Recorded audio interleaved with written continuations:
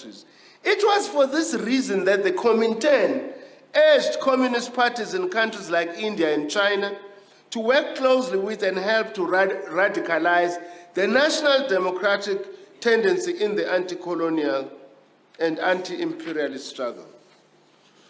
When the SACP, as the CPSA then, the Communist Party of South Africa, was formed in July 1921, same time as the Communist Party of China, the socio-economic context was different in South Africa to that prevailing in India and China.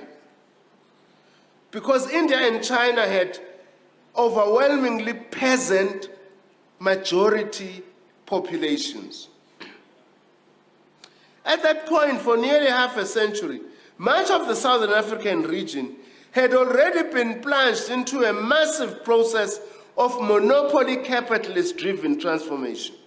Rapid industrialization centered on the diamond fields around Kimberley, and then gold fields in the Witwatersrand. These drew huge inflows of private monopoly capital from the imperialist centers.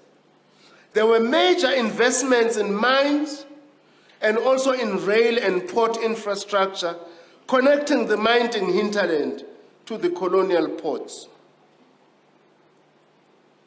which, by the way, is the legacy that colonialism left us with.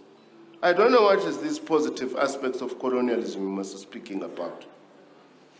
They left us with a disconnected African continent that has no transport connections within itself, but connects to the sea in order to take our mineral resources away to Europe and North America.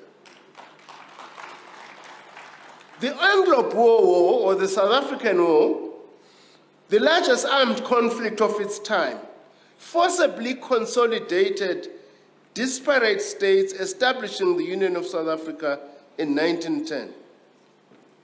Above all, this massive capitalist-driven industrial revolution transformed the hard-pressed African peasantry and traditional African societies, impoverishing them, but most importantly, it produced the working class, which was a very distinct feature of a developing country like South Africa.